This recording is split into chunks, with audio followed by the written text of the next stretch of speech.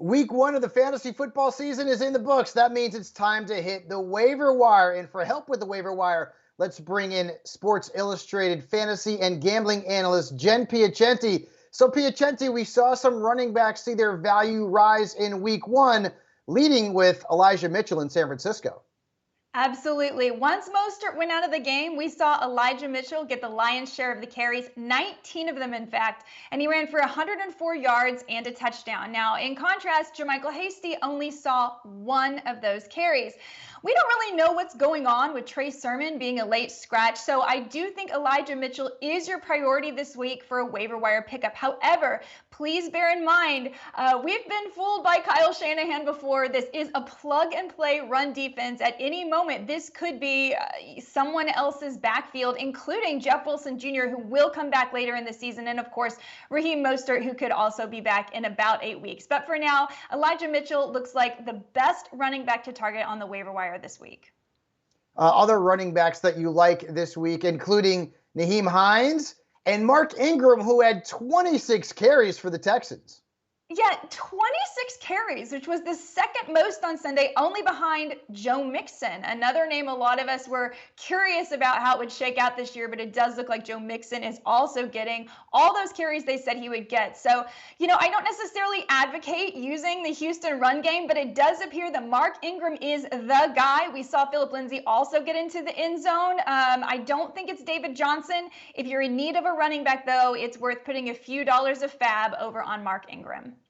Yeah, not a great matchup this week against Cleveland, but a nice start for Mark Ingram. Let's move on to the wide receivers. And Jerry Jeudy, who is on pace to have a big game against the Giants, went down with that high ankle sprain.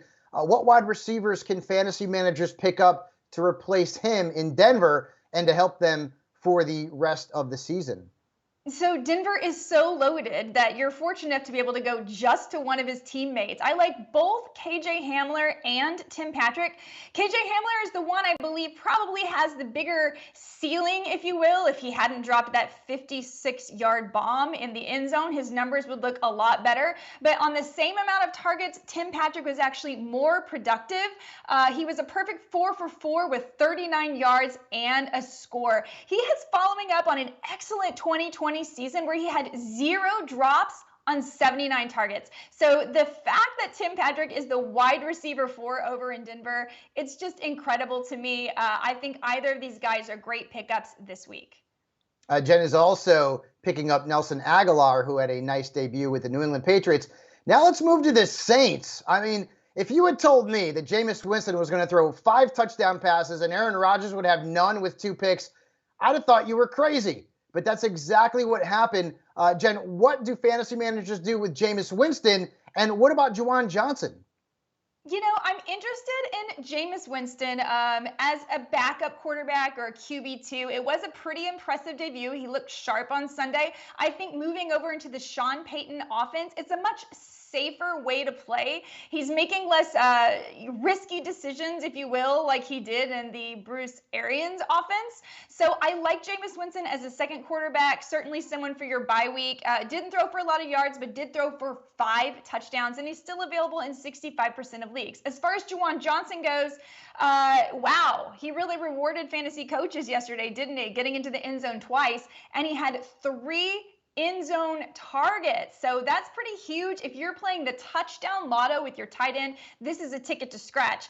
However, my more favorite tight end, if we're leaning tight ends, is actually Cole Kmet, who I think is flying slightly under the radar because he only had 42 yards, but he had 5 catches on 7 targets, and that's only less than Allen Robinson as far as targets on the team. So he's the second most targeted receiver, if you will, on the Chicago Bears. And so I'm really interested in picking up Cole Kmet before his stock rises any higher.